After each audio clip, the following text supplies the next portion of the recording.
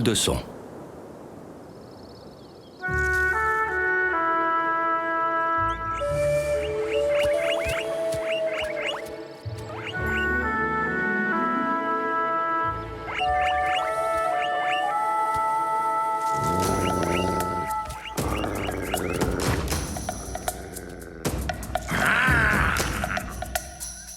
Nos sens peuvent se révéler de bons guides dans la vie, à condition de savoir s'en servir.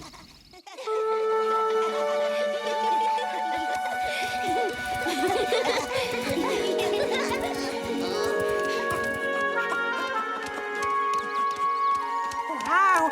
Regardez-moi toutes ces pommes de pain! Et tout ça rien que pour moi! Un aigle! Au secours!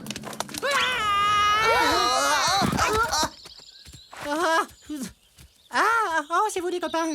Qu'est-ce qui t'arrive, Wai? Oh, ben rien, la routine. Je viens seulement d'échapper au cerf aiguisé d'un aigle. Sans mon ouïe ultra développé, je ne serais sûrement pas là pour vous en parler.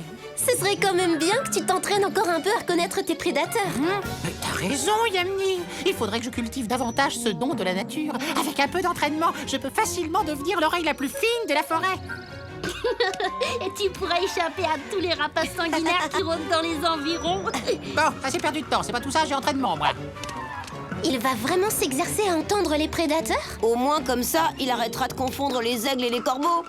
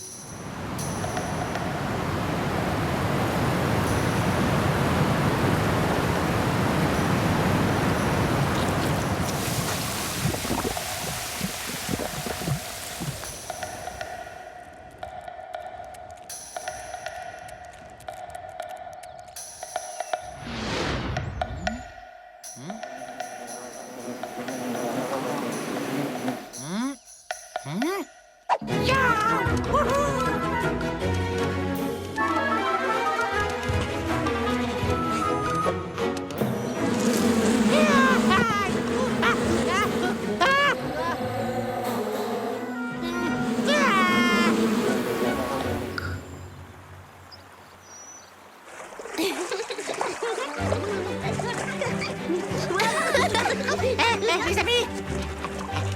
Alors ça y est, ton entraînement est fini, Wai? Parfaitement! Désormais, mon oreille surentraînée est capable d'identifier le moindre petit bruit.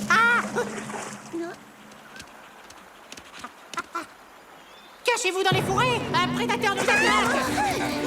Non, non! Entrez plutôt à la tanière! Attention!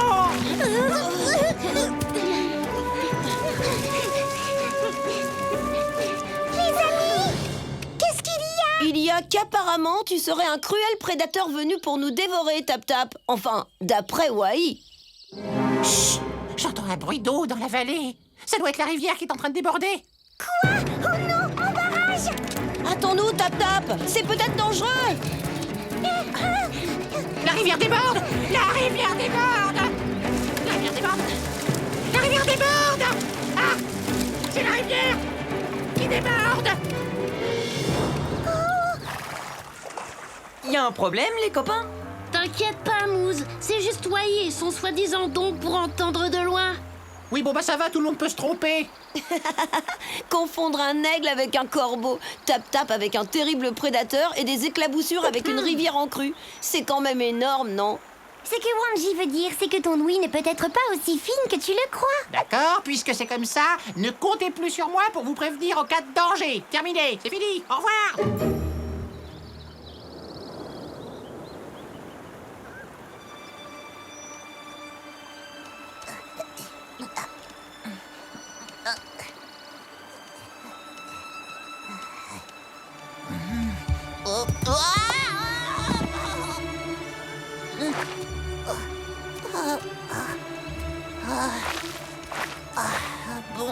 Il n'y a plus qu'une chose à faire dans ces cas-là. Au secours! Au secours! Aidez-moi!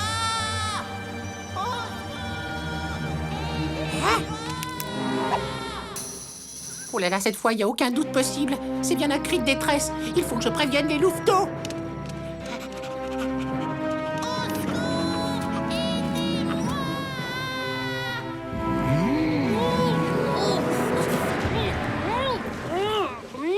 Et tu fais ça tous les jours? Bien sûr. Croyez-moi, y a rien de tel qu'une bonne gratouille dans le dos. Ah. Les amis! Les amis! Tu vois, Poum, maintenant Wai vient nous dire qu'il a entendu un bruit étrange. C'est bien ça, Wai? Exactement. Mais c'était pas un simple bruit. C'était plutôt un gémissement. Un gémissement? Mais ça ressemble à quoi exactement? Eh ben, ça faisait un peu comme ça. Aou, aou, waouh, waouh, aou.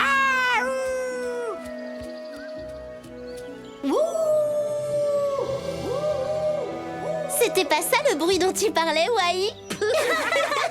Ah, très drôle. Vous êtes tous jaloux de ma super oreille, voilà tout. Vous avez entendu cette fois? Ça venait de là-bas. Tout ça, c'est dans ta tête, Wai. Et si quelqu'un avait vraiment besoin d'aide, Wanji, on devrait quand même vérifier, non?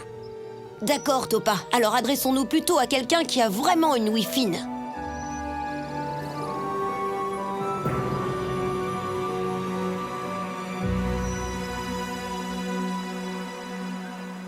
Singsi, dis-moi que tu l'entends aussi. Attendez, oui. J'entends comme un gémissement, très faible et porté par le vent.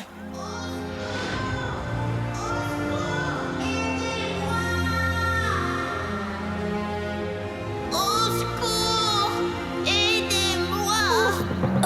C'est pas un, il est coincé près de l'arche. Oh, je le savais. Ne perdons pas de temps, allons-y. Quelque chose me dit que je vais avoir droit à un véritable festin.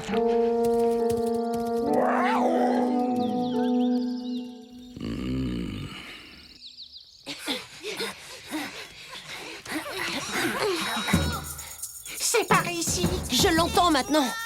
Moi aussi! Rien de cassé, Pain?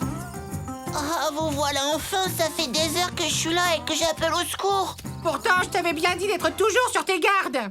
Désolé de ne pas t'avoir cru, Wai. Oh non! Quoi? Faut pas rester ici, Torque arrive! Allez, vite! Aidez-moi! Accroche-toi, Pain! Allez, vite, dépêchez-vous!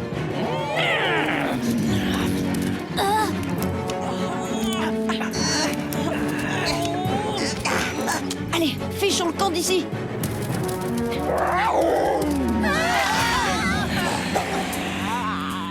Quelle belle brochette, je ne vais faire que le boucher de vos tous. Torque, laisse-les tranquilles. Tatanka.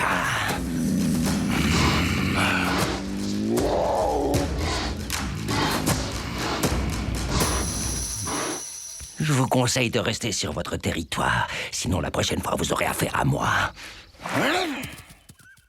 Hurrah! Grâce à mon instinct hors du commun, on s'en est tous sortis sains et saufs. C'est bien de te laisser guider par tes sens, Wai. Même si de temps en temps, il t'arrive de ne pas bien reconnaître ce que tu entends. Vous voyez, je suis la meilleure oreille de toute la forêt. Et l'écureuil le plus vantard de toute la planète.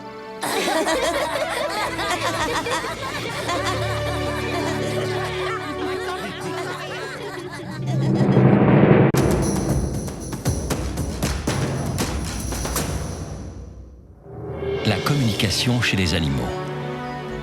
Chez toutes les espèces des grandes plaines d'Amérique du Nord, la communication joue un rôle primordial dans leur vie quotidienne, mais aussi dans leur survie. Chez les animaux, les cris sont une manière de communiquer.